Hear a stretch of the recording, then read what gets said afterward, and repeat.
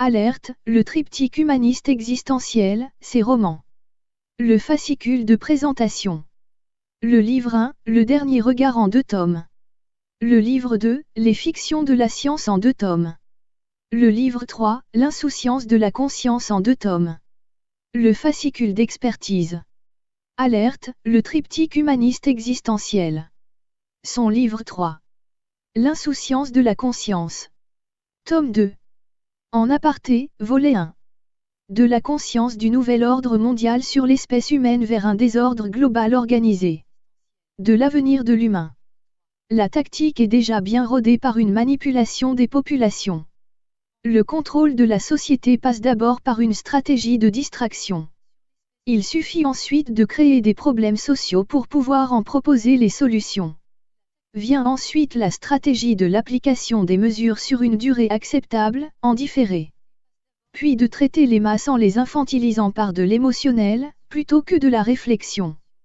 Les maintenir dans l'ignorance et l'incompréhension en les maintenant dans la médiocrité. Les maintenir dans la culpabilité tout en ayant une parfaite analyse et maîtrise de leur potentiel. Cette organisation doit aussi permettre des immigrations de masse afin de déstabiliser les économies des États-nations. Elle doit organiser la fermeture des industries en raison des transferts afin d'augmenter le chômage. Elle aura ensuite à établir un contrôle total des systèmes d'information et d'éducation. Elle devra également asservir les masses au système économique globalisé par un assistanat social de masse. Elle pourra organiser les évasions fiscales des capitaux pour supprimer l'harmonie sociale. Il conviendra qu'elle établisse une réduction drastique des salaires. Enfin, elle devra impliquer les pays dans des conflits ingérables devenant sans solution. Favoriser l'instabilité politique et sociale. Utiliser le fichage électronique et le contrôle permanent des individus, sous le prétexte des extrémismes et du terrorisme. Participer à un contrôle total de l'alimentation en ruinant les industries alimentaires des États-nations. Tel est le programme global établi en 1985 par le Nouvel Ordre mondial et ses groupements d'action. Cependant, un holocauste se profilerait à partir de ces planifications. Mais, est-il envisageable de prendre une telle possibilité en considération? Pourtant, l'autodestruction de l'espèce humaine sur la planète Terre apparaît déjà comme inévitable. À ces remarques il convient d'ajouter que la science, qui d'abord installée dans une logique de contestation des dogmes établis, a ensuite contribué à en établir d'autres en se complaisant dans une logique de conservation à ne pas remettre en cause les précédents. Elle a défini à son tour des dogmes de croyance et refusé tout autre nouveau modèle de recherche devant pouvoir s'exprimer et cela ne peut être que très regrettable et préjudiciable. À part l'organisation scientifique, quel autre niveau organisationnel pourrait-il remettre l'espèce humaine sur le bon chemin? Il s'agirait là encore d'une directive de manipulation. Serions-nous sous surveillance d'organisations cosmologiques? Des entités externes interviendraient-elles en notre faveur ou en notre défaveur? Et surtout comment interviendraient-elles? Il convient de savoir que des extraterrestres, présents sur notre planète, parmi d'autres, seraient en relation avec 74 autres variétés dans notre galaxie, tout en précisant qu'ils n'auraient eux-mêmes exploré que 0,01% de cette galaxie, soit un millième du volume réel. Il se pourrait qu'un protocole puisse permettre d'établir certaines relations qu'il conviendrait d'aborder. Cela préciserait la vérification d'un épouvantable échec qui concernerait une bonne et saine organisation de l'espèce humaine, pour son éventuelle mise sous tutelle, qu'il conviendrait sérieusement d'envisager. Plusieurs scénarios de collapse prévoient une nécessaire guerre contre des extraterrestres qui envisageraient de nous coloniser. Comment les prédicateurs religieux, les acteurs économiques, les philosophes, pourraient-ils supporter une telle situation et l'accepter? Alerte, le triptyque humaniste existentiel. Livre 3. L'insouciance de la conscience. Tome 2. En aparté, volet 2. Les abductions. Le terme anglais, abduction, a été traduit en français par enlèvement. Ce terme a été apparenté aux enlèvements d'humains par des extraterrestres, des enlèvements qui auraient été quelquefois suivis d'un plan, dûment constaté, dans certaines parties du corps de ces personnes enlevées.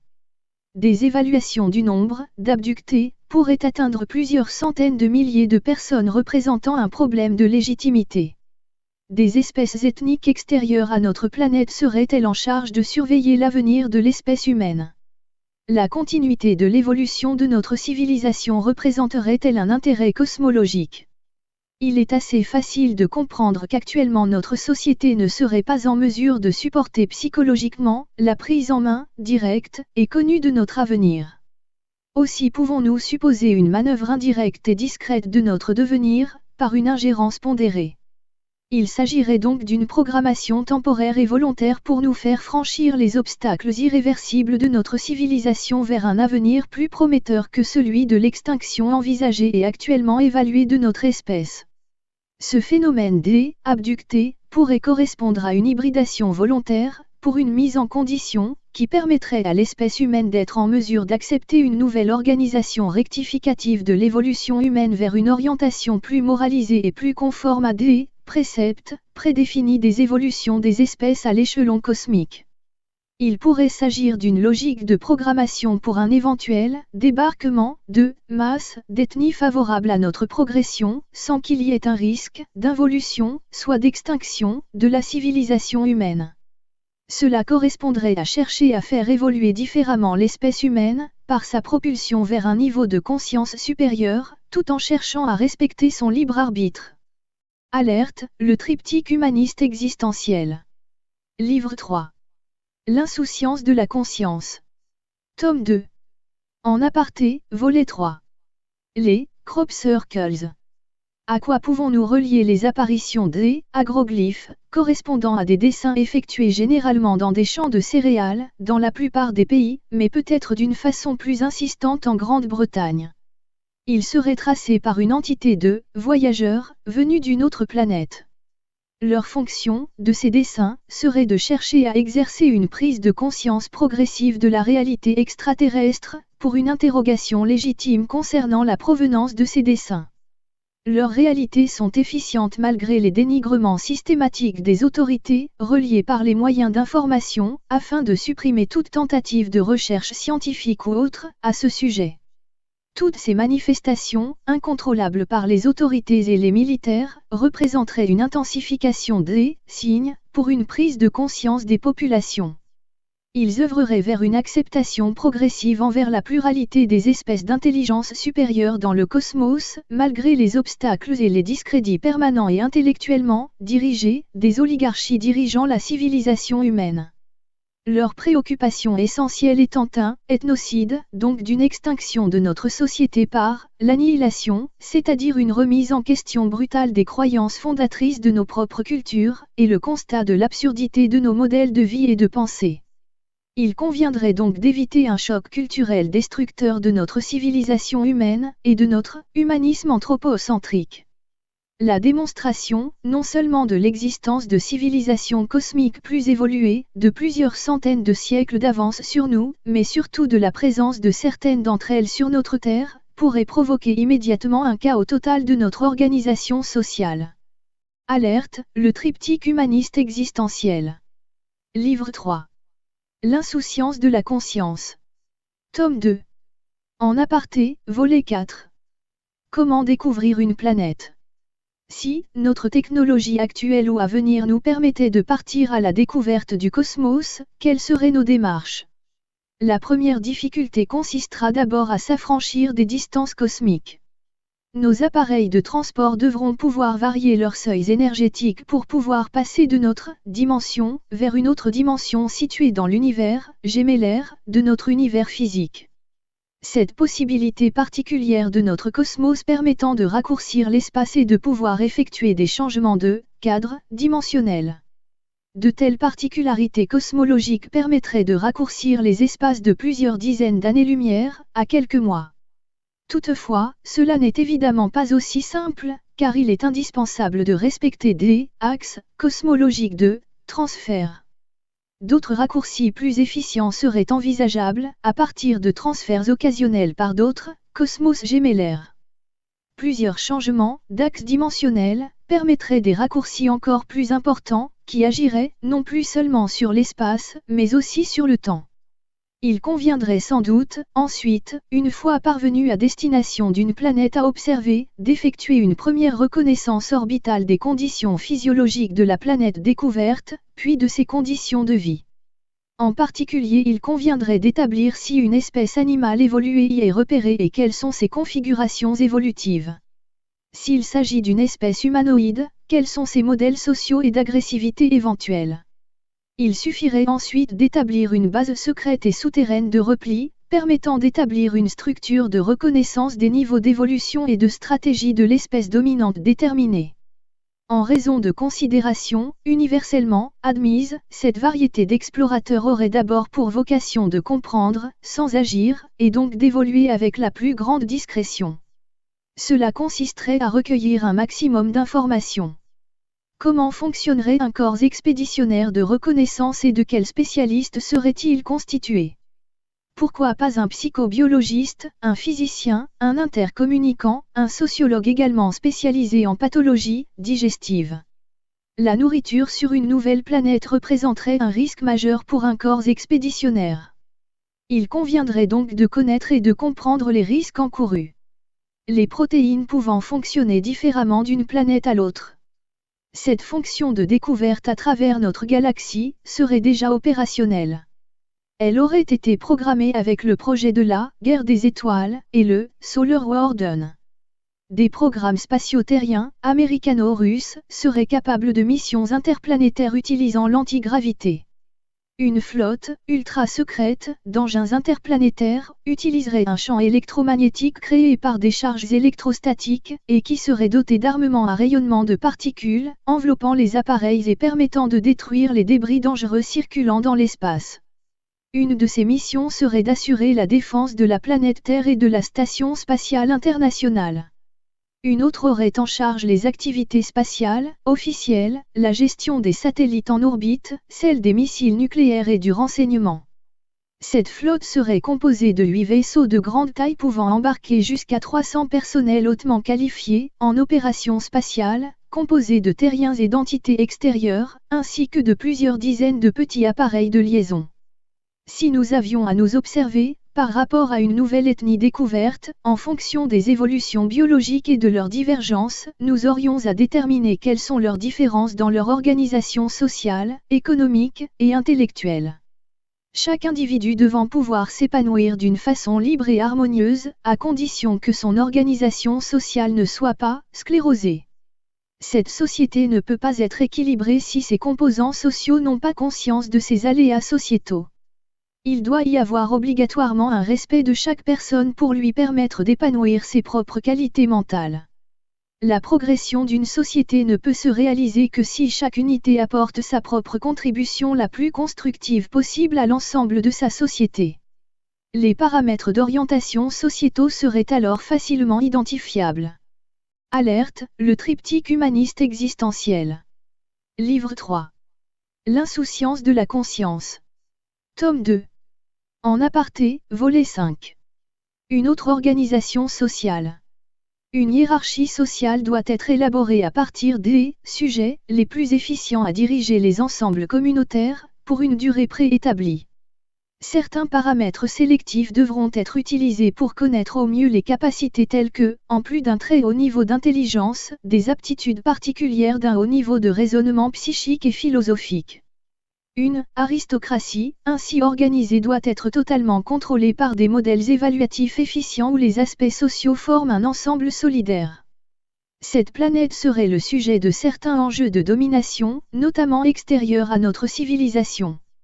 Des accords de coopération technologique pourraient être conclus au risque de la suprématie d'une espèce extérieure. Elle pourrait permettre le contrôle global des populations avec les divers éléments technologiques actuellement à disposition. Cette espèce invasive serait cependant sous le contrôle d'autres entités ayant en charge de surveiller leurs actions de tentative de domination de notre planète.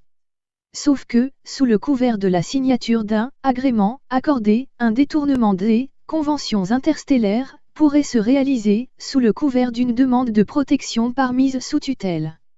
Il est important d'observer que cet agrément aura obligatoirement été délivré sans le consentement des populations de notre planète. Leur spiritualité ne doit pas chercher à convaincre, mais à améliorer dans des modèles organisationnels où la conscience et la pensée réfléchie prédomineraient. Aucun dogme ne devrait être éminent. Nos conceptions religieuses sont totalement inadaptées à une organisation compréhensive coordonnée vers une telle société évoluée. L'évolution de la biosphère connaîtrait les mêmes structures évolutives. Une stabilité des populations serait évidemment prépondérante. Aucune interférence ne devrait pouvoir se réaliser à l'encontre des civilisations visitées pour ne pas troubler leur modèle évolutif. Il conviendrait de parfaitement respecter les lois morales universelles. Bien évidemment, à leur demande, il serait possible de leur prodiguer les conseils qui s'imposent au regard de leurs difficultés constatées. Les niveaux de conscience étant différents, il conviendrait de respecter leurs acquis. Alerte, le triptyque humaniste existentiel. Livre 3. L'insouciance de la conscience. Tome 2. En aparté, volet 6. Et pour nous, qu'en est-il? Si nous inversions le problème, c'est-à-dire que nous nous placions dans la perspective d'être observés et évalués par d'autres sociétés extérieures, que se passerait-il? Eh bien, c'est justement le cas. Jean-Claude Juncker, président de la Commission européenne, déclarait le 28 juin 2016. Ceux qui nous observent de loin sont inquiets. J'ai vu, entendu et écouté plusieurs dirigeants d'autres planètes qui sont très inquiets parce qu'ils s'interrogent sur la voie que l'Union européenne va poursuivre. Donc il faut rassurer les Européens et ceux qui nous observent de plus loin. Nous sommes effectivement sous observation et ceux-là même qui le font, nous considèrent tout simplement comme une espèce dirigée par des cerveaux irresponsables et immatures, qui gèrent la société humaine en toute irrationalité et que notre société serait située au bord d'une extinction globale. Des accords d'interaction avec une espèce humanoïde auraient été conclus, en échange du contrôle de zones territoriales sous le prétexte des acquisitions de technologies. Les masses terriennes devraient passer sous le contrôle informatisé. Seulement un cinquième des responsables officiels seraient informés et conscients de ces tractations établies. Les nombreuses espèces extérieures qui nous observent devraient-elles agir pour notre survie? Eh bien non, car nous ne serions pas alors en capacité de comprendre nos turpitudes. Toutefois, il se pourrait que certaines espèces, installées sur notre planète, et qui nous surveillent très attentivement, puissent nous empêcher d'effectuer l'irréparable qui aboutirait à une extinction totale de l'espèce humaine. Même si, par ailleurs, d'autres espèces, installées ou non, n'interviendraient pas. Elles n'auraient que trop peu de considération pour ce que nous représentons, par rapport aux diverses ethnies du cosmos. Nous appartiendrions à une partie de notre galaxie sous l'observation et le contrôle d'entités de civilisation en conformité avec une moralité universelle. La seule activité de la pensée suffirait-elle à modifier la réalité? Elle structure cette réalité en raison de ses modèles de pensée. L'unité est un référent de l'ensemble qui se constitue en une autre unité. En effet, seule notre relation avec la conscience collective, à condition que nous soyons en capacité de la faire intervenir, pourrait influencer notre progression vers un avenir plus harmonieux et surtout plus en conformité avec notre relation avec les ensembles cosmiques. Ce qui ne serait pas le cas, puisque nous nous situerions dans un modèle de régression impitoyable à cause des forces occultes qui nous dirigeraient. Depuis le XVIIe siècle, les crises sont organisées par les systèmes bancaires pour vérifier et mieux organiser leur pouvoir. Cela engloberait tous les complexes économiques, au pouvoir suprême, établissant les directives dirigeantes chargées d'utiliser une destruction massive des populations, situées momentanément en inconformité avec les idéaux dogmatiques établis. En aparté, il conviendrait de citer une intervention qui préciserait tous les modèles décisionnels et qui seraient particulièrement corrompus. Leur déprédation morale aurait eu pour conséquence de ruiner volontairement tous les États-nations. Leur cupidité n'aurait d'équivalent que leur stupidité. Les systèmes gouvernementaux appelés démocratiques ne sont que des modèles de dictature fonctionnant sous le modèle de suggestion des masses de population trompées et bernées à leur insu. La politique monétariste permettrait tous les abus de pouvoir. Alerte, le triptyque humaniste existentiel. Livre 3. L'insouciance de la conscience. Tome 2. En aparté, volet 7. L'espace-temps. Avant de pouvoir concevoir nos voyages cosmiques, il conviendrait d'abord d'en comprendre sa structure. Y aurait-il des possibilités de courber l'espace-temps afin de pouvoir franchir des limites de distance? Les valeurs établies par la vitesse de la lumière n'auraient plus les conséquences que nous admettons dans les déplacements cosmiques. L'espace posséderait plusieurs dimensions. Des pliures de cet espace permettraient des voyages très courts dans notre système de mesure du temps, même au niveau de notre galaxie. Notre univers physique serait-il un processus de composé, un élément à plusieurs couches? Mais, notre univers physique ne serait pas seul, il y en aurait une multitude. Dans un décompte du temps, à une échelle de compréhension mieux accessible, si une seconde équivalait à un siècle, la durée de vie de l'espèce humaine pourrait n'avoir qu'une durée de vie de 6 minutes sur notre planète, qui serait là depuis 18 mois. L'univers n'aurait alors que 5 années d'existence, à cette échelle de durée. Une minute de décalage entre des planètes équivaudrait, en réalité, à 60 siècles de décalage entre d'éventuelles ethnies. Certaines ayant pu évoluer pendant ce laps de temps, pendant que d'autres commenceraient leur évolution et que d'autres encore auraient cessé d'exister. Les distances, elles-mêmes, peuvent se rapprocher dans un autre modèle évaluatif. Si une galaxie était rapportée à la surface de la France, la plus proche des autres galaxies serait alors située à 150 mètres de distance, pendant que le système planétaire le plus proche serait lui, situé à 40 mètres de nous.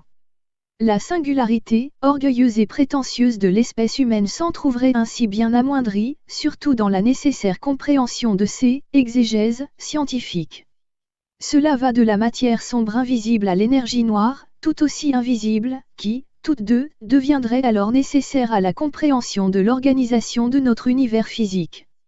La gémellarité des univers, et d'une autre évidemment, expliciterait les aléas du fonctionnement de notre univers physique, où un double cosmos établirait les particularités évaluées par un certain volume d'antimatière. Une réflexion métaphysique s'imposerait aux prétentions d'un humain isolé au sein des ensembles. Il n'est isolé que parce qu'il s'isole en s'admirant dans une glace, même s'il s'observe ainsi d'une façon inversée. Ce serait donc à l'envers qu'il raisonnerait sur son espace. Il lui conviendra impérativement d'aborder les structures d'une nouvelle cosmologie, qui lui serait apportée par des entités externes. Son avenir résidera dans ses facultés de compréhension et d'adaptation. Alerte, le triptyque humaniste existentiel. Livre 3. L'insouciance de la conscience. Tome 2. En aparté, volet 8. Les portails spatio-temporels. Plusieurs sites sur notre planète représenteraient des zones de transfert de la conscience vers des niveaux de connaissance réservés. La Roumanie, l'Irak, le Tibet, l'Égypte, etc. disposeraient de lieux, en souterrain, permettant d'obtenir des informations remontant à l'histoire humaine, à la découverte d'autres espèces étrangères à notre planète, et à des transferts d'énergie. Des informations particulières sur le devenir humain y seraient à disposition des personnes initiées. Toutes ces découvertes auraient été cachées, quant à leur diffusion publique, afin qu'elles demeurent secrètes. Seuls des dignitaires de très haut rang en connaissent ces emplacements, et une partie des fonctions de ces lieux géographiques. Toutefois, certaines informations sur ces sites auraient filtré, peut-être volontairement, dont la surprenante révélation dépasse largement certains thèmes de science-fiction, malgré la censure mondialisée organisée et reconnue. Alerte, le triptyque humaniste existentiel. Livre 3. L'insouciance de la conscience. Tome 2. En aparté, volet 9. Les liaisons. L'organisation de la vie est particulièrement complexe. Que devient le rôle de chacune de nos cellules, dans notre confrontation avec l'univers physique? Y aurait-il une liaison entre la cellule et ceux qui la dirigent? Y aurait-il une liaison entre la coordination des cellules et la coordination du vivant pendant chaque zone expérimentale? Les cellules pourraient-elles être reliées à un réseau global de la pensée par la métaphysique? Laquelle métaphysique pourrait représenter la corrélation entre une conscience individuelle et celle des cellules, d'une part, et une autre corrélation entre la conscience individuelle et une conscience globale, d'autre part? Un schéma simplifié permettrait d'établir 4 courants essentiels de la métaphysique, une conscience globalisée, un univers multiple, un univers des consciences individuelles et celui des consciences collectives. Des atomes de kryptone, gaz particulièrement rare, pourraient être à l'origine de telles considérations de fonctionnement et ils participeraient à la réalisation d'une intervention délibérée. Il pourrait servir de connexion entre la matière physique du vivant et l'organisation de la conscience. Il serait avéré, selon des études et un rapport scientifique, que l'inexistence du kryptone au sein d'une cellule l'empêcherait tout simplement de pouvoir se développer. L'univers serait constitué d'une multitude d'univers différents, bien qu'unitaires, mais dont les aspects seraient totalement différents. Ces différences pourraient être le résultat des divers états de la lumière. Cependant, chaque univers serait organisé par une bipolarité, ce qui pourrait expliquer des passages possibles au sein d'un même univers, et entre les univers. La conscience individuelle, globalisée, se situerait dans un univers de lumière à vitesse nulle.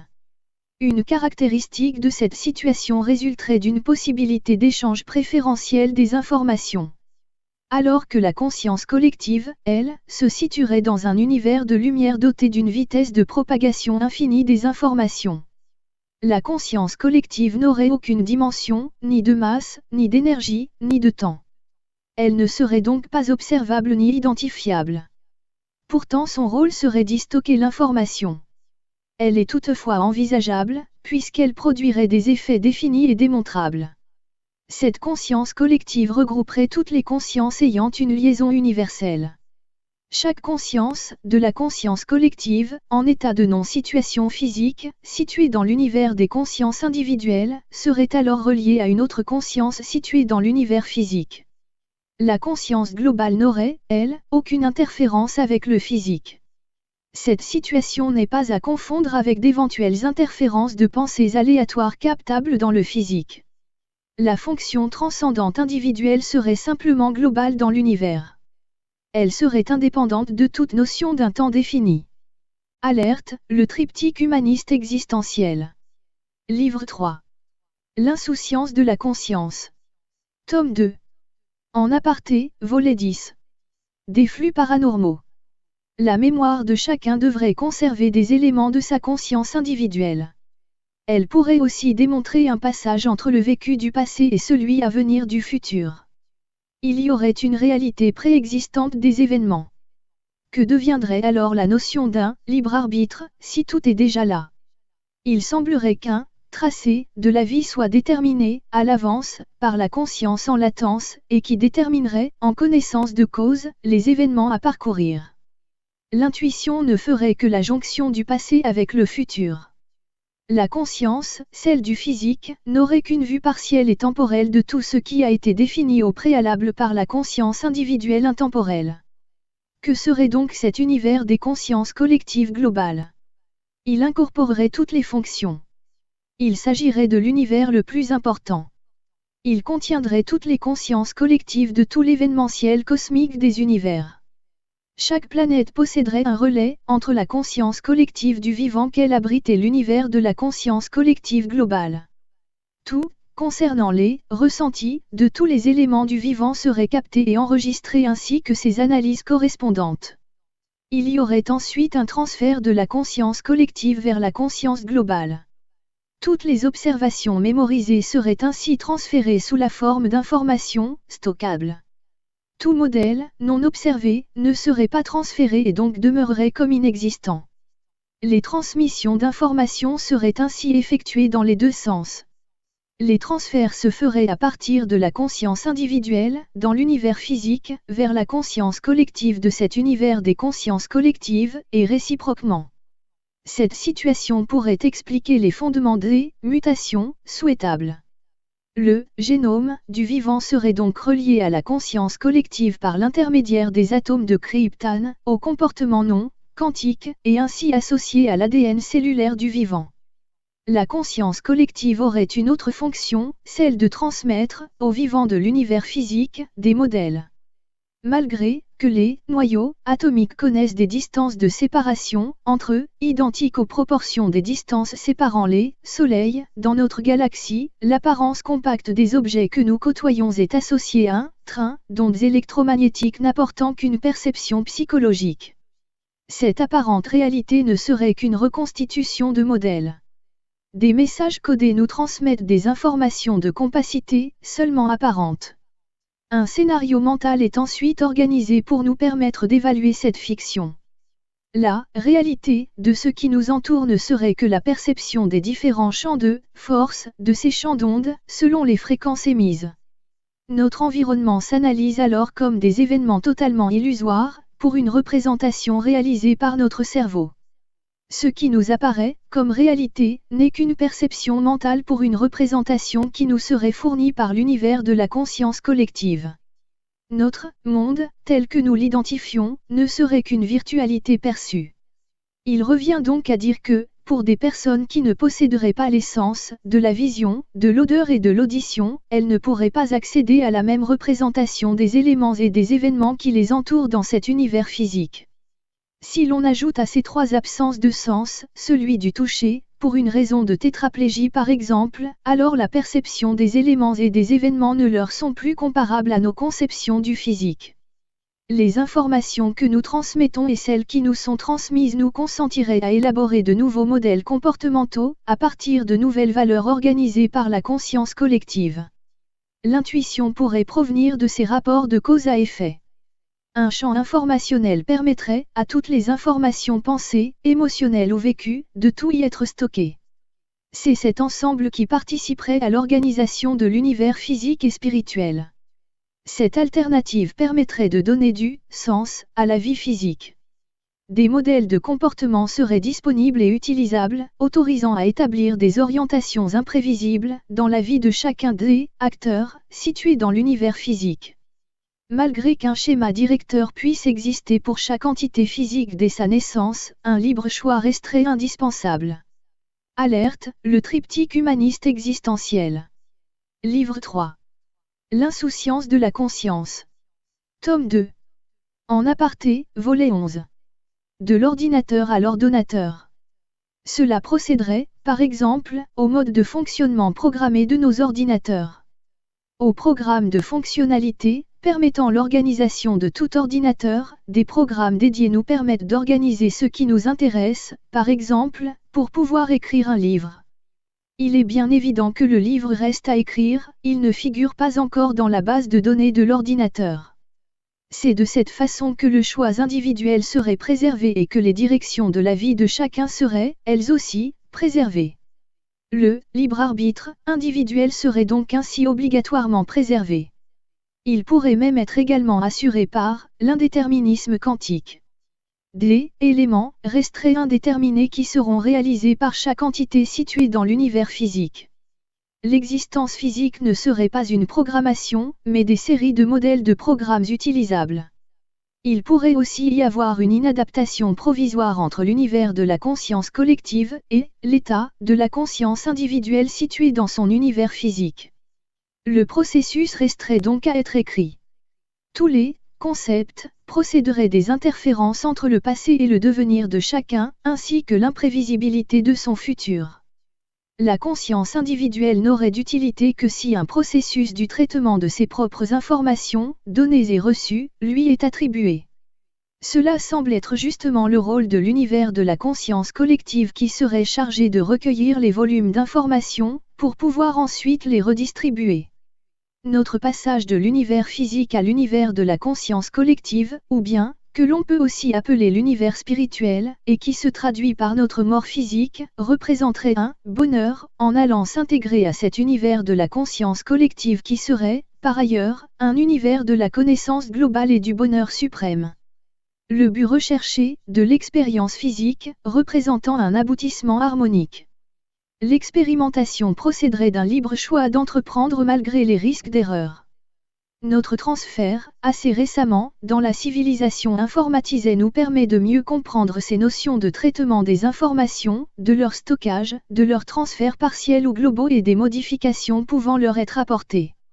L'univers de la conscience collective pourrait être comparé à la collecte des informations, à l'aide de sa mémoire vive qu'est la conscience individuelle. L'univers de la conscience globale pouvant être comparé et représenté par le disque dur de l'ordinateur, chargé de stocker définitivement les acquis. Il nous restera à faire converger cette nouvelle conception de ces univers avec notre impérative nécessité de progression morale. Il s'agirait, plus exactement, d'un transfert vers une civilisation de la société humaine à destination d'éléments moraux que nous ne sommes pas encore parvenus à acquérir. Les risques d'un effondrement total de notre société humaine restent, de ce fait, tout à fait envisageables. Il nous serait opportun de tendre vers une société, tout informatique, par un recueil globalisé des informations, afin de pouvoir déterminer les compétences et les capacités individuelles personnelles. Cela nous permettrait peut-être d'établir la moralité sociale qu'il nous manque. Il suffirait sans doute d'établir une organisation idéale de la société humaine, par son informatisation rationnelle, afin que chaque individualité puisse s'y référer et s'y conformer, en toute acceptation des principes d'une vie sociale alors plus élaborée. Il nous serait plus facile d'admettre que des sociétés plus évoluées seraient parvenues à ces résultats et que nous devrions suivre leur exemple. La structuration de la vie évoluée des autres entités galactiques ou intergalactiques semblerait vouloir chercher à nous en montrer le chemin. Certaines d'entre elles semblent vouloir s'y impliquer, sans pour autant vouloir interférer sur notre devenir, tout en donnant l'impression de chercher à surveiller notre avenir.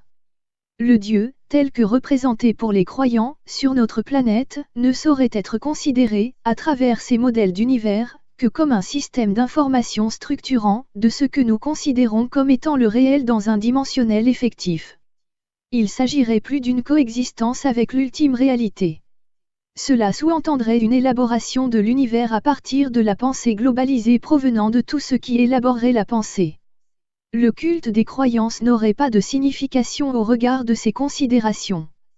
Seules les lois morales élaborées devraient impérativement être traduites en lois sociales régissant une civilisation aboutie. La transcendance de l'éternité ne serait pas compatible avec la compréhension d'une suprématie dirigeante, serait-ce un Dieu.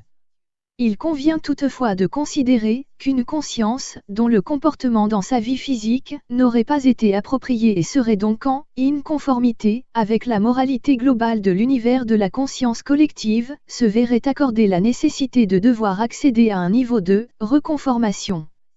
Ce processus pourrait être considéré comme un événement de rédemption de la conscience individuelle nécessitant une restructuration de ses acquis. La conscience, en accord avec les principes de moralité, se verrait au contraire, libérée de ses contraintes physiques et la mort serait alors vécue comme un bonheur incommensurable. Alerte, le triptyque humaniste existentiel. Livre 3. L'insouciance de la conscience. Tome 2. En aparté, volet 12. La télépathie. Les décédés nous adresseraient-ils des messages?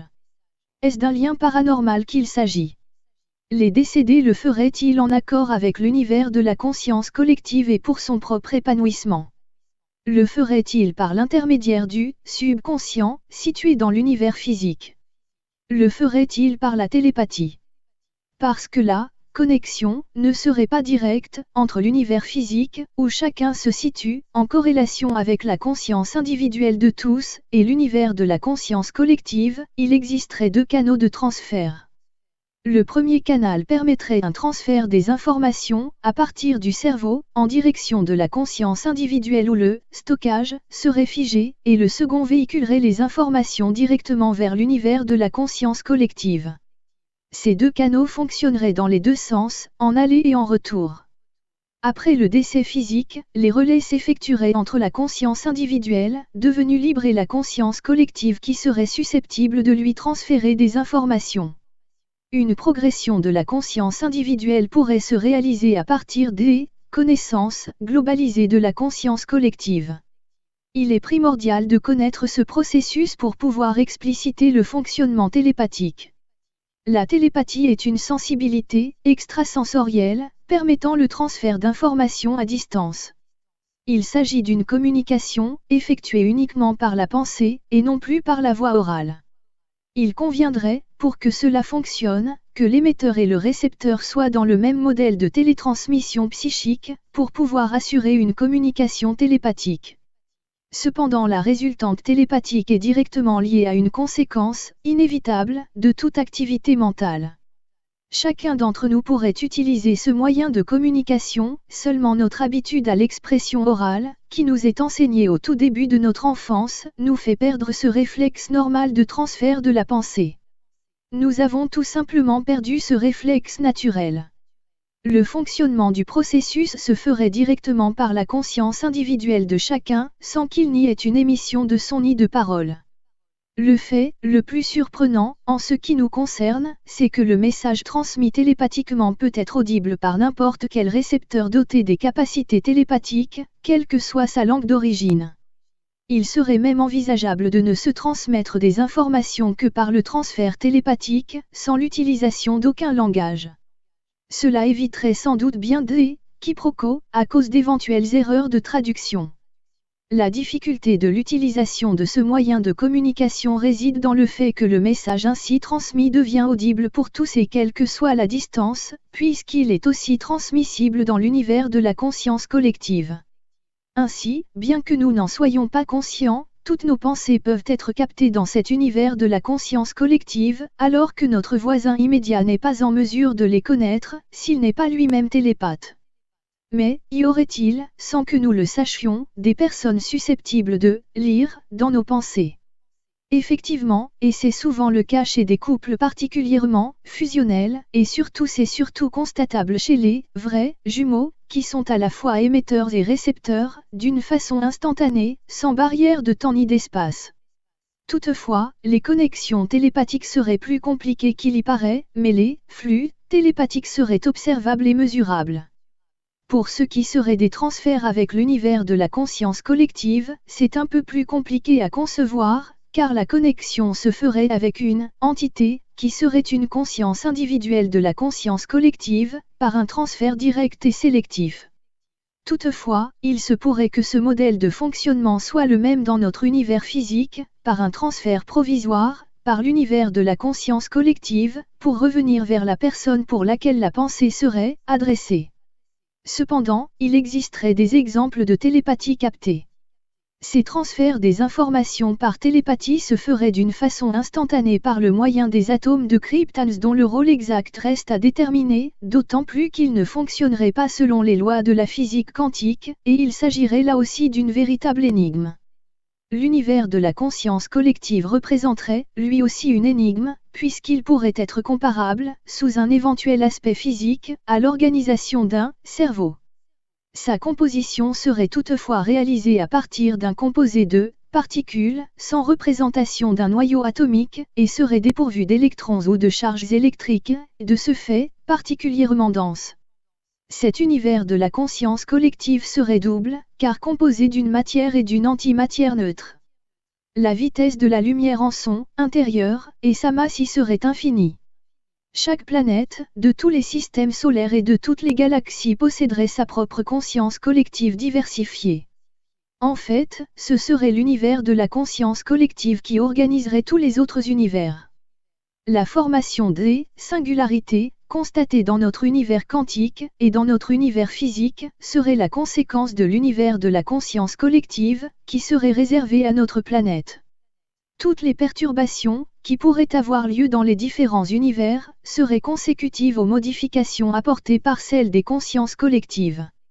Il s'agirait d'une masse imaginaire, prise dans un sens mathématique, de son organisation. Il procéderait d'un autre état de la matière, non comparable avec ce que nous considérons de l'organisation de la matière dans notre univers physique. Chacun aurait un rôle, à partir de sa conscience individuelle, d'une contribution informative obligatoire, par son apport d'informations vers l'univers de la conscience collective. L'univers de la conscience collective pourrait être considéré comme le cerveau de l'univers multiple. C'est lui qui façonnerait la masse globale des univers par l'intermédiaire d'une masse imaginaire qui influencerait la structure physique des univers en développement. La dynamique subquantique définirait l'univers comme une restructuration permanente, par son auto-captation des informations que nous divulguerions et contribuerions, de ce fait, à la création de la globalité des univers. L'univers, devenant pour chacun de nous, ce que nous en ferions. Alerte, le triptyque humaniste existentiel. Livre 3. L'insouciance de la conscience. Tome 2. En aparté, volet 13. La sélection naturelle. La sélection naturelle de Darwin, qui précise quel serait le résultat de la transformation des espèces, ne serait pas viable, si elle n'était régie que par des hasards de circonstances particulières et aléatoires, selon son principe énoncé. La raison en serait, là encore, le rôle prépondérant du kryptone intermédiaire, qui contiendrait la codification des mutations possibles. Ce cryptane serait chargé de relier le génome de l'ADN à l'univers de la conscience collective, en permettant ainsi d'effectuer les changements chromosomiques adaptés à chaque situation particulière, pour chaque espèce. L'émergence de la vie, à partir de la matière inerte, donc à partir des acides aminés, serait censée s'effectuer à partir des cryptanes présents dans les molécules de l'eau. Sa synchronisation existerait ainsi dans tous les espaces de notre univers physique et serait contrôlable partout par un processus dynamique, d'orthogenèse, c'est-à-dire de la bonne direction à prendre. Des interactions programmées seraient réalisées, à partir des acides aminés, avec les fonctions de la conscience collective de notre univers fonctionnel. Il conviendrait alors de comprendre que cela concerne une chimie organique volontairement orientée. Le processus du passage de la matière inerte vers celui de la vie deviendrait beaucoup mieux compréhensible, surtout si on la rattache à l'organisation des ADN. Ce processus vaudrait pour tous les cycles continus de la métempsychose, jusqu'à un aboutissement, qui serait valable pour toutes les planètes habitées de notre univers cosmique, pour un laps de temps s'échelonnant sur plusieurs de nos siècles. Alerte, le triptyque humaniste existentiel. Livre 3. L'insouciance de la conscience. Tome 2. En aparté, volet 14. Les lois morales. Les lois morales représenteraient un ensemble aussi conséquent et cohérent que les lois physiques. Elles y seraient soumises, mais sans obligation de nous y soumettre. Ainsi, si une oligarchie mondiale décidait de la suppression des 90% de l'humanité, comme cela semblerait se préciser, aucune intervention extérieure ne pourrait être en mesure de modifier un tel plan, puisqu'il s'agirait là de l'expression de notre libre arbitre. La structure initiale régissant globalement tous les univers ne serait pas vérifiable et ne le serait jamais. Elle ne serait sans aucune masse, ni structure ni énergie. Elle ne serait sans aucune signification individuelle. Elle ne serait qu'un modèle mathématique fonctionnel. Ces variations angulaires seraient la base de la création de la matière, de l'espace et du temps. Le constituant ultime de l'univers physique observable par l'univers quantique ne serait pas matériel. Qu'adévient-il alors des conceptions particulières des agissements particuliers en astrologie? Les dessins astraux, figurés en 2 dimensions, ne correspondent pas à leurs véritables implantations tridimensionnelles dans le cosmos. Cependant, ainsi qu'il est dit de certaines personnes qu'elles seraient lunatiques, une influence ne serait pas aussi insensée. En effet, toute influence en tout, des zones d'interférence, avec la personnalité de chacun, pourrait être constatée. Ce qu'il importe de connaître, c'est le pourcentage d'influence et de ses conséquences, parmi d'autres niveaux d'influence, beaucoup mieux analysables. Alerte, le triptyque humaniste existentiel. Livre 3. L'insouciance de la conscience. Tome 2. En aparté, volet 15. Vers un chaos bancaire. L'espèce humaine serait, dès à présent, située à un moment critique de son histoire. Elle vient d'acquérir, très rapidement de nombreux avantages technologiques, sans qu'elle n'ait pu progresser sur un plan moral, pour pouvoir les assumer en toute conscience. En mars 2013, les citoyens de la partie grecque de l'île de Chypre perdaient 60% de leurs avoirs bancaires. Bien que les peuples d'Europe se remettent à peine de la grande crise grecque et chypriote, mais aussi du renflouement des banques européennes, au cours de la crise bancaire de 2008, et de la terreur qu'a provoqué l'idée de ponctionner les comptes bancaires des particuliers, le danger demeure. Aucune des grandes démocraties occidentales ne protège ses citoyens.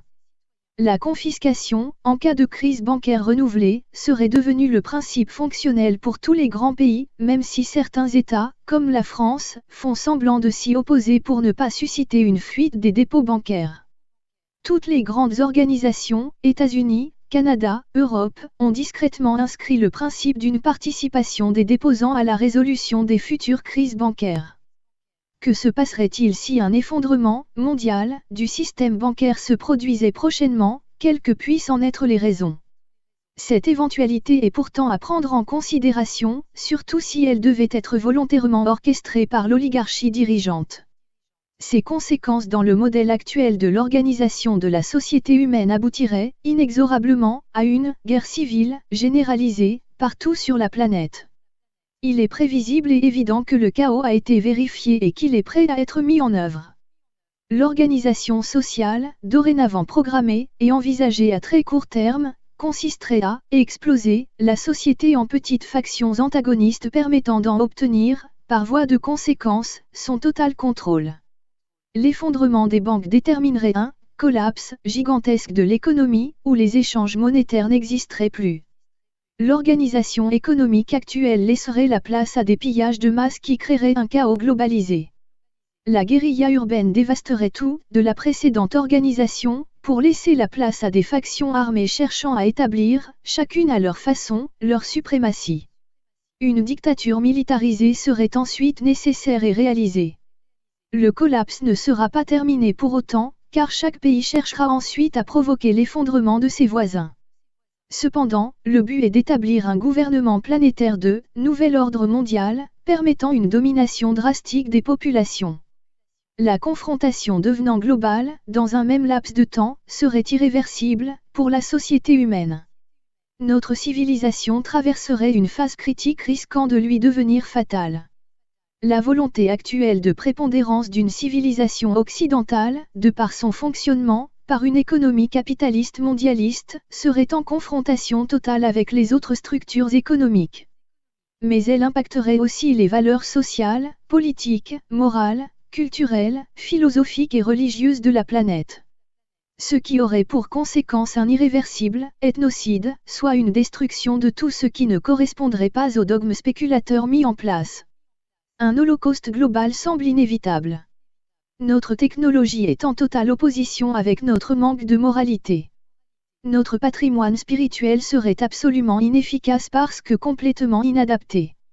Une première expérimentation aurait été planifiée par l'intermédiaire de la banque US Goldman Sachs, sur la Grèce et sur l'île de Chypre, pour évaluer le fonctionnement du dispositif de déstructuration des États-nations. Sa suprématie devrait devoir s'étendre sur tous les autres pays de l'Union européenne, au fur et à mesure du déroulement des élections, toutes établies sous le contrôle et les orientations de cette banque américaine. Ce scénario catastrophique est parfaitement envisageable et il serait même complètement prévisible à très court terme. Selon certains milieux bien informés, le chaos économique pourrait être déclenché au cours des 10 prochaines années. Alerte, le triptyque humaniste existentiel. Livre 3. L'insouciance de la conscience. Tome 2. En aparté, volet 16. Les attitudes à adopter. Dans le cas du constat qu'une banque européenne, par exemple, afficherait un désordre, suivi d'une rapide banqueroute, il conviendrait d'adopter plusieurs attitudes. Le premier réflexe consisterait à rapatrier un maximum de ses avoirs bancaires avant la fermeture en cascade, prévue, de toutes les banques et de leur contrôle militarisé, comme à Chypre. Une telle situation entraînerait rapidement des émeutes et des guerres civiles incontrôlables et volontairement incontrôlées, pendant plusieurs semaines. Il serait donc particulièrement opportun de créer rapidement des stocks de nourriture pour plusieurs semaines avant que le chaos total ne se soit installé. Ensuite, il sera trop tard. Dans l'urgence, il serait indispensable de mettre en service une monnaie de substitution, à l'exemple des monnaies locales, en fonction de leur répartition en France. Les organisations dispersées, d'abord sur le territoire et puis dans chacun de leurs modèles en monnaie locale, seront des exemples à utiliser et si possible à fédérer dans une organisation nationale. La première démarche consisterait à approvisionner d'abord les populations sans revenus, d'une monnaie de substitution à l'euro, sans création de billets ni de pièces, et de la même valeur que l'euro.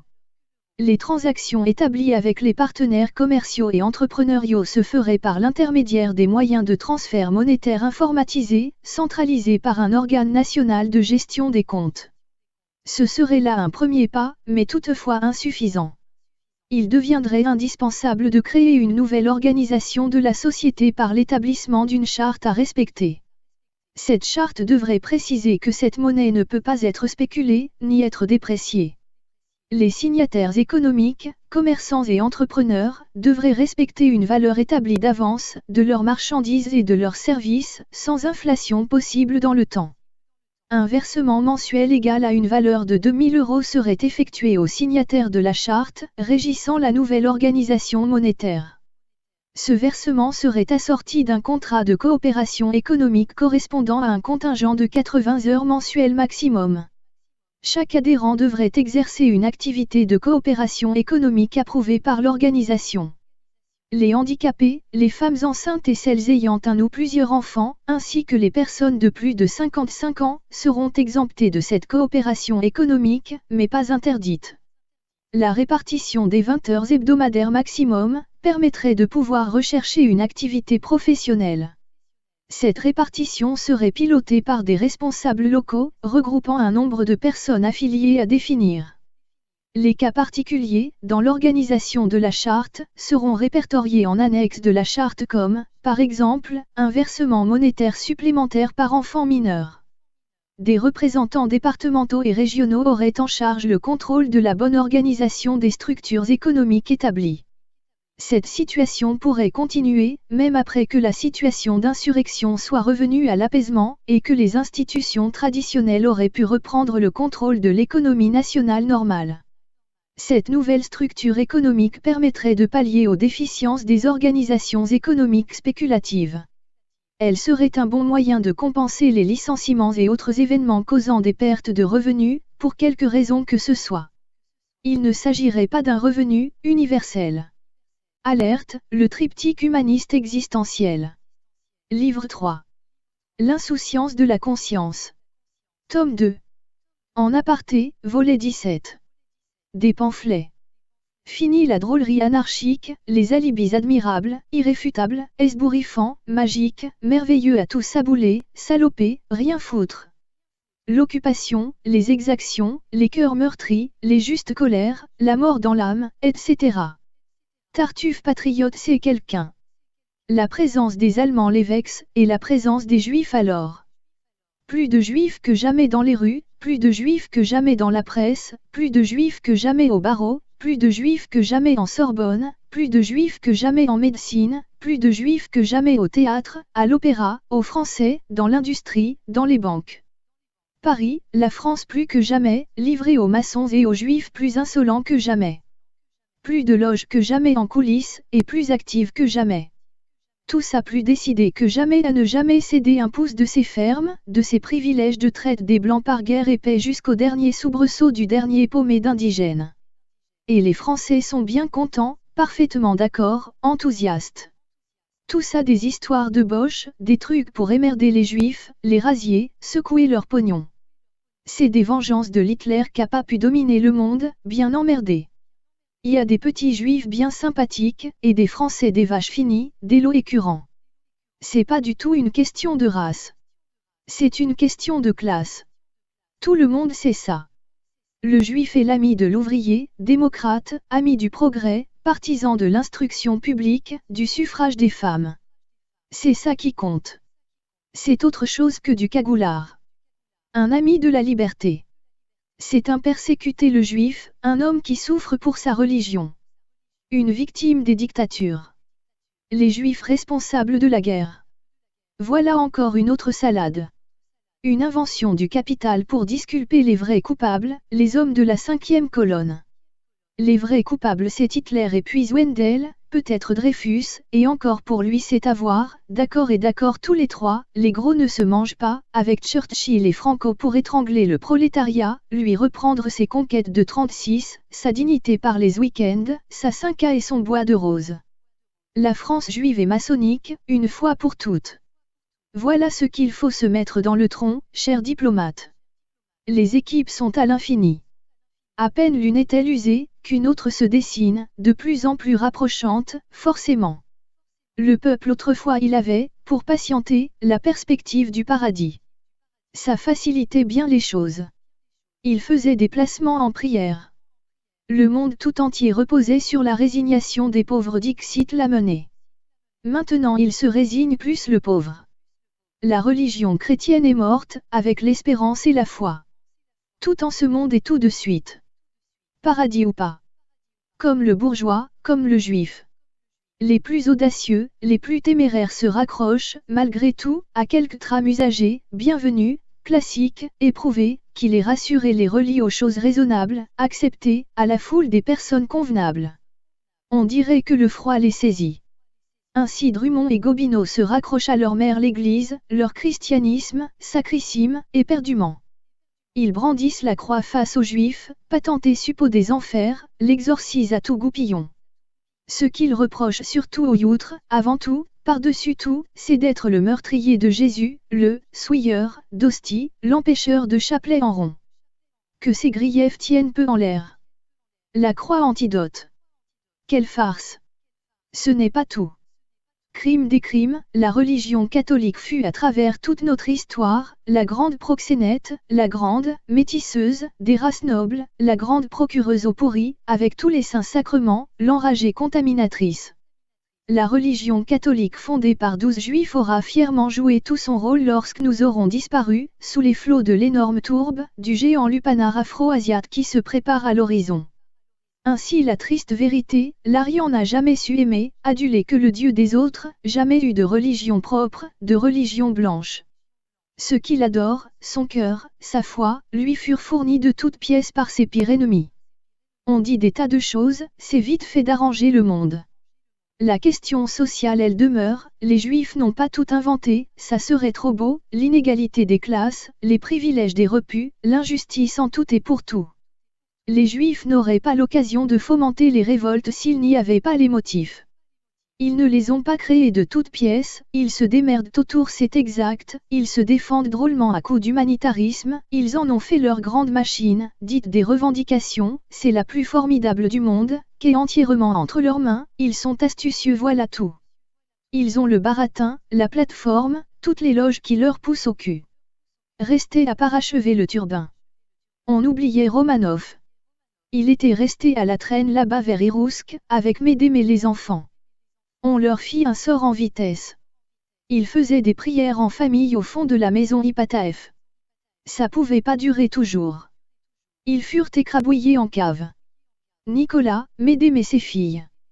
On n'en fit qu'une chair à pâté, sauf un méquet encore en Suisse, préservé dans un coffre-fort. Ainsi passe la vie des grands.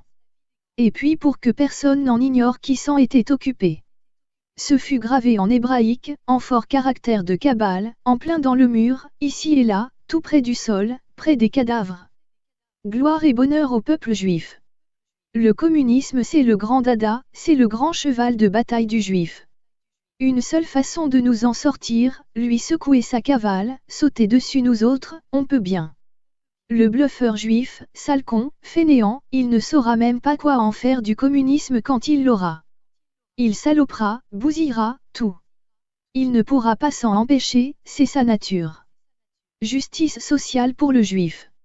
Lui le faisant, le pharaon, le jeteur de poudre, le macaroné de l'univers, l'hystérique satrape rebut de l'Orient, le bâtard de toutes les mystiques, l'incapable de tous les métiers, le parasite de tous les temps, l'imposteur de tous les trafics, le malagaufre, tourné canaille.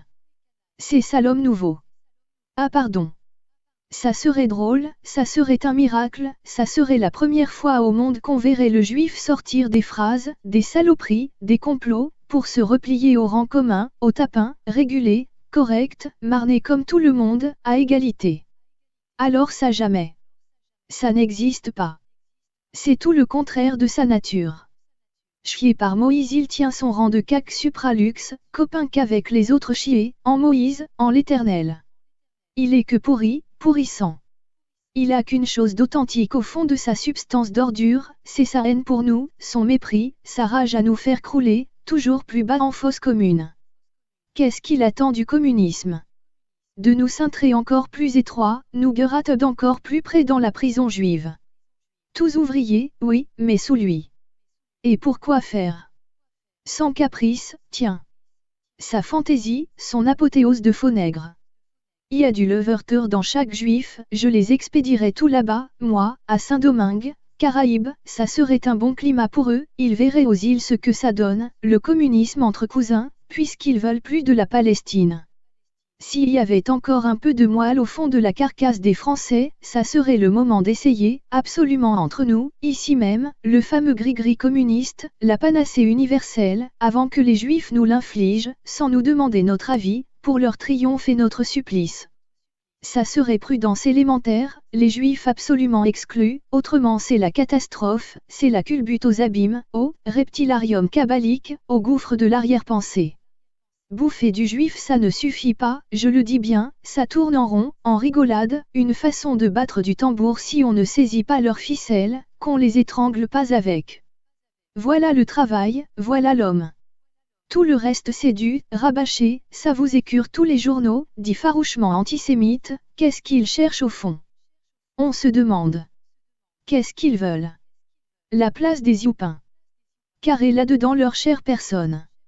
Ils sont cocasses les canards, ils se grattent un petit peu. Ça ne suit pas. Ils sont emmerdés. Voilà des mois qu'il essaie de faire tressaillir la viande froide, de Gaulle il enverrait des durs s'il arrivait par ici. Il ne se doute pas ce que c'est frigide l'enthousiasme français. Il serait écuré en moins de 2. Elle est morte Adèle, elle bouge plus. Qu'est-ce qu'elle veut Adèle? De la patrie. Des bas morceaux. De la candeur. Du naturel. De l'ordre moral. Des anathèmes. Des souscriptions. De la violence. Ou des papouilles. Des grands procès. Des grands poètes. Faut pas être un grand astrologue pour présager des choses pareilles.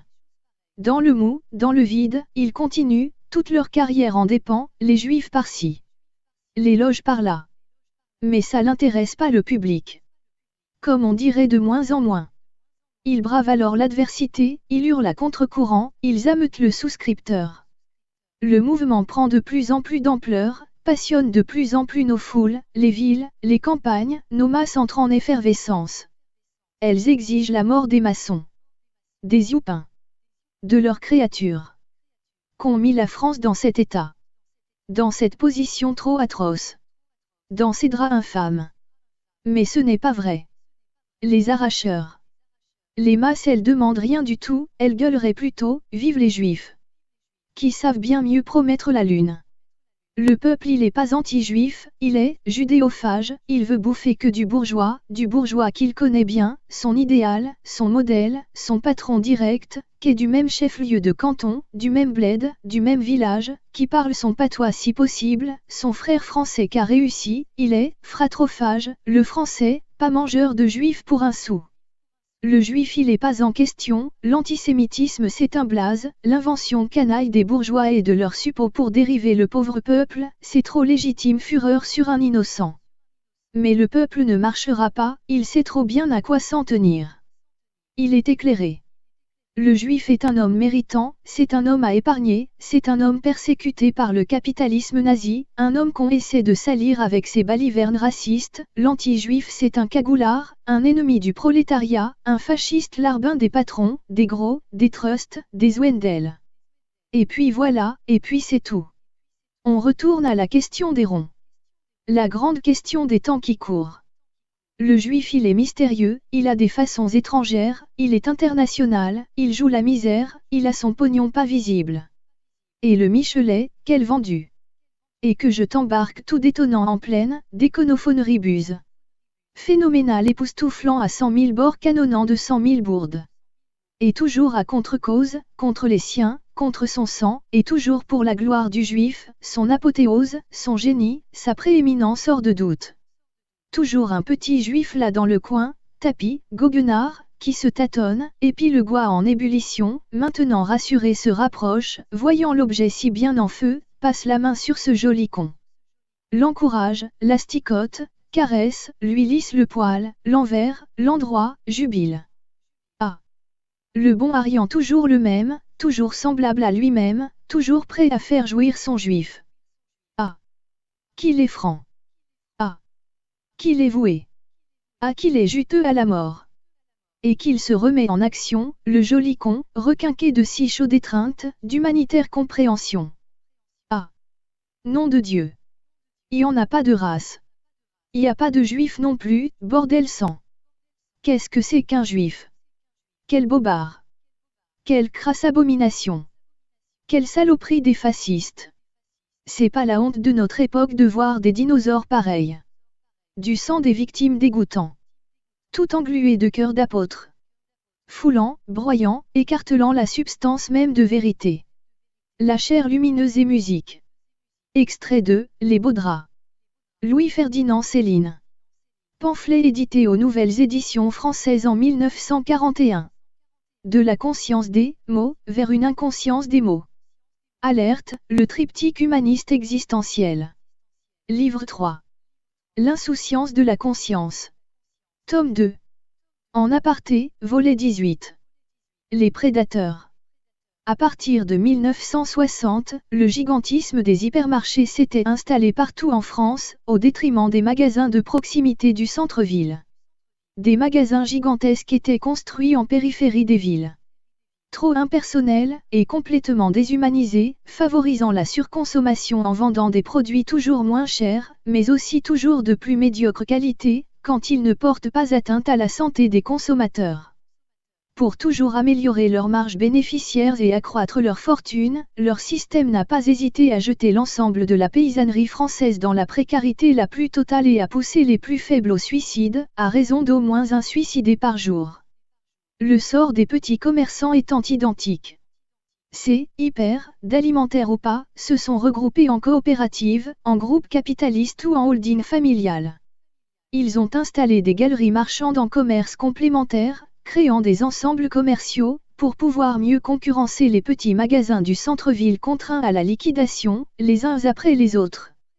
Leurs atouts étant la facilité d'accès, avec des buts communaux de désert et de très vastes parkings. Ce sont des oligopoles dépourvus de concurrence. Le pouvoir politique aurait essayé de protéger les petits commerçants, par un empilement de réglementations. La loi Royer, la loi Raffarin, la loi Galland, ont toutes été contournées par de la corruption organisée et généralisée, allant jusqu'à 2 millions d'euros pour toute nouvelle implantation d'hyper. Les autorisations se situant alors au niveau départemental, national et ministériel. Les dirigeants des hyper jouent aussi au Monopoly entre eux. C'est la loi du plus fort et du plus riche qui prévaut. Le cimetière des enseignes de distribution disparues est très bien fourni. En face des géants de la vente sur Internet, les hyper se réapproprient les centres-villes, qui l'ont précédemment vidé de ses commerces traditionnels, pour une présence adaptée à la vie des centres urbains. Ils vont aussi s'investir dans les pays dits émergents avec l'aide obligée de la corruption ciblée. Et surtout ils détruisent les producteurs français, à cause des pratiques arrogantes de leurs centrales d'achat. Pour une marchandise payée 100 € par le consommateur, 7 € sont payés aux producteurs. Ils se recentrent aussi vers des productions agricoles de label bio, d'un bio très approximatif, mais de nouveaux barbares sont arrivés, dont le but est de prendre la place des hyperdinosaures. Internet redistribue les cartes de la très grande distribution, en établissant ses propres règles, sans respect d'aucune de celles du pays où il officie. Il établit une déréglementation du travail et des emplois et il bouleverse les anciennes habitudes des consommateurs. Il oblige les hyper à supprimer du personnel pour pouvoir maintenir ses marges et donc à plus déshumaniser les centres de distribution. Internet oblige à une destruction massive des emplois, avec la disparition des caisses et de ses employés. Le numérique va s'approprier la grande distribution. Les hyper devront devenir les alliés de l'Internet et s'y soumettre ou ils disparaîtront. Il y a 2200 hyper en France possédant 11 millions de mètres carrés, qui vont de 2500 mètres carrés du centre-ville à 25 000 mètres carrés de la périphérie. Alerte, le triptyque humaniste existentiel. Livre 3. L'insouciance de la conscience. Tome 2. En aparté, volet 19. Les citrons de la santé. Il suffirait de congeler des citrons, pour pouvoir ensuite les râper dans son entier, avec la pulpe, et en saupoudrer les aliments s'y prêtant le mieux. Ainsi utilisé, le râpé de citron aiderait le corps à se débarrasser des toxines. Le citron, utilisé de cette façon aurait la faculté de détruire certaines cellules cancéreuses. Il serait 10 000 fois plus efficace que l'adriamycine, actuellement utilisée en chimiothérapie. Il aurait aussi des facultés antibactériennes et serait utile contre certains parasites. Il régulerait également la pression artérielle, et agirait comme antidépresseur. Ces découvertes auraient été réalisées par un grand laboratoire pharmaceutique. Il convient de comprendre qu'une telle découverte ne puisse pas être mise à la connaissance des populations. Toute la commercialisation entourant la cancérologie en serait beaucoup trop affectée. Il est bien plus intéressant, pour l'industrie pharmaceutique, de pouvoir conserver la chimiothérapie classique entretenant les patients dans le carcan des médicaments chimiques. N'attendez pas non plus, du journal télévisé du 20h, de vous dévoiler une telle information. Son potentiel publicitaire en serait immédiatement et irrémédiablement atteint. Quant au personnel politique, il suffit de lui apporter un élément économique convaincant pour qu'il se désintéresse du sujet.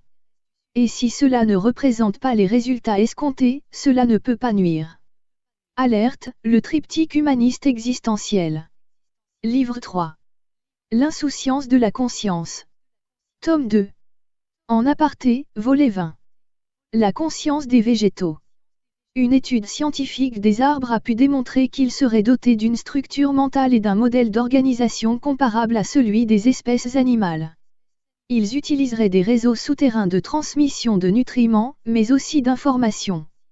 Ils seraient des organismes parfaitement structurés et comparables aux structures des colonies de fourmis. Les végétaux disposeraient de structures communautaires sociales. Les écosystèmes réalisés par les forêts permettraient d'influencer leur climatologie ambiante et de la modifier à leurs avantages, par la réalisation de microclimats ambiants. Ils réagiraient en fonction du milieu ambiant dans lequel ils se trouvent. Ils analyseraient et s'adapteraient continuellement. Des messages seraient transmis, à la plante elle-même, en cas d'agression, mais aussi à tout son entourage. Des regroupements d'une même espèce leur permettent de mieux assurer la survie de chacun. De leur zone d'empathie dépendrait leur longévité. Ils se côtoient sans se gêner et même en favorisant l'expansion de leurs congénères. Ils favorisent aussi leur expansion à l'encontre de variétés leur apparaissant nuisibles. Ces particularités se seraient mieux vérifiées dans des zones naturelles, non influencées par les interventions humaines. Le langage, longtemps considéré par l'espèce humaine comme devant lui être une exclusivité, a dû être accordé aux animaux et maintenant il doit l'être aux végétaux. La transmission des informations se ferait par l'intermédiaire des racines, connectées entre elles.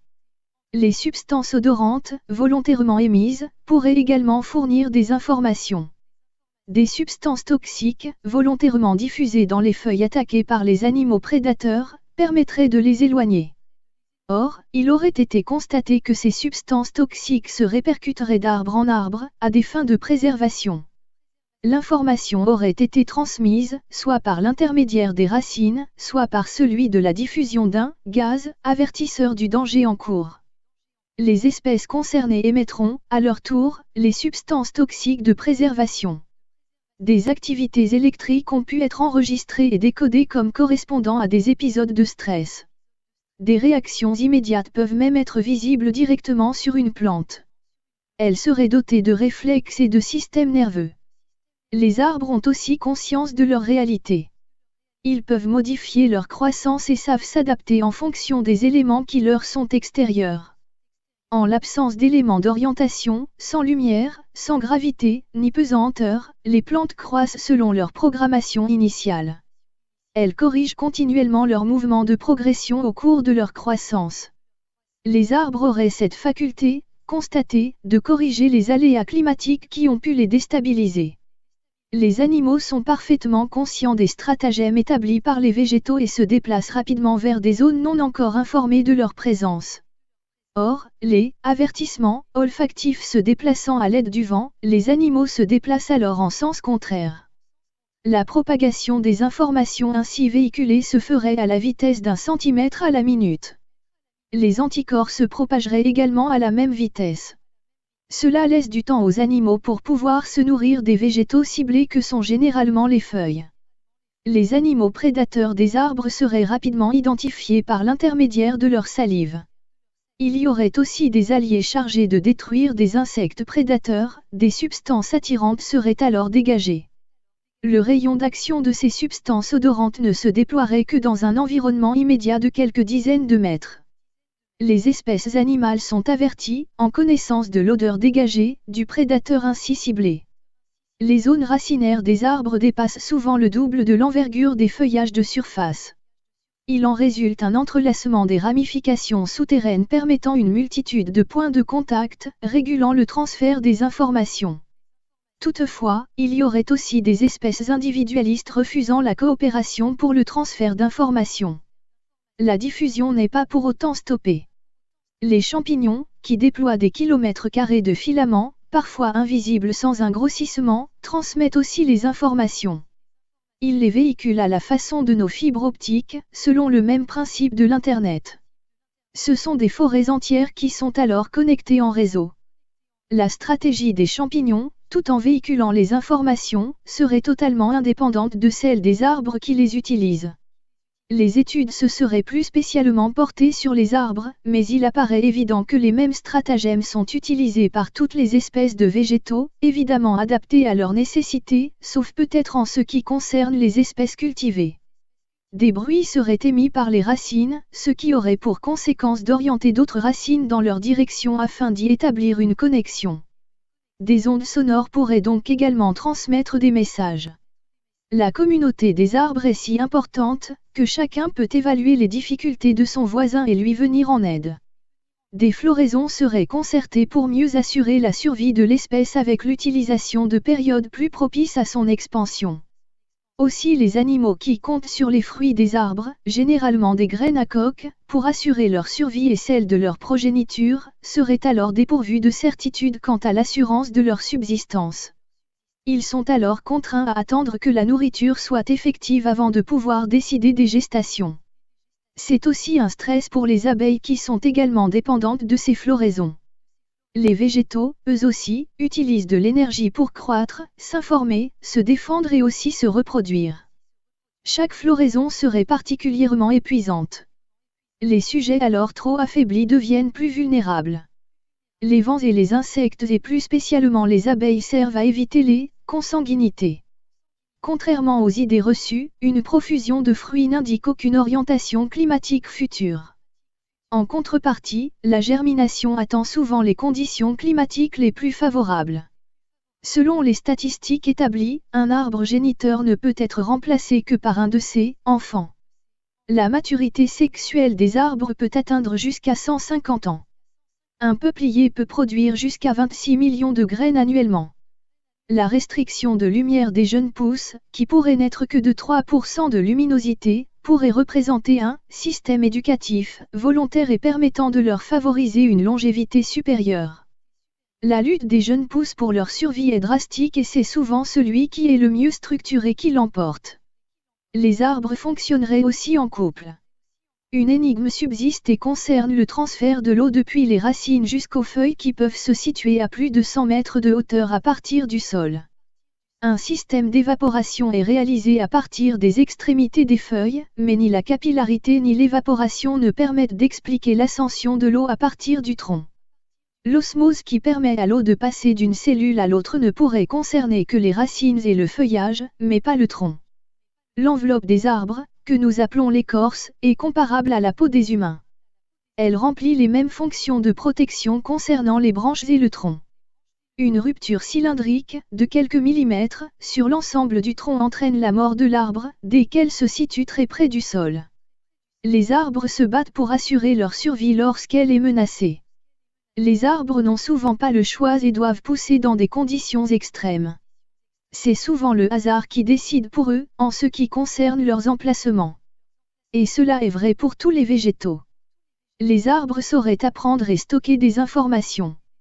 De telles études sont évidemment plus faciles à réaliser sur ce type de végétal.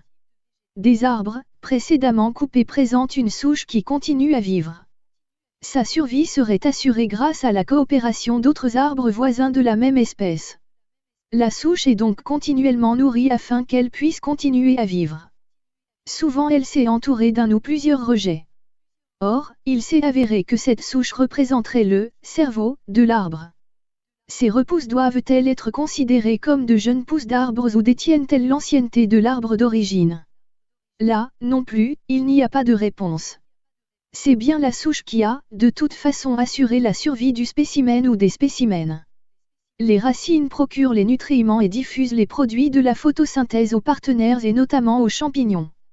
Des messages chimiques sont transmis, mais pas seulement. Il y aurait également des signaux électriques détectables. Est-ce là le signe d'une intelligence? C'est en tout cas la démonstration d'une conscience.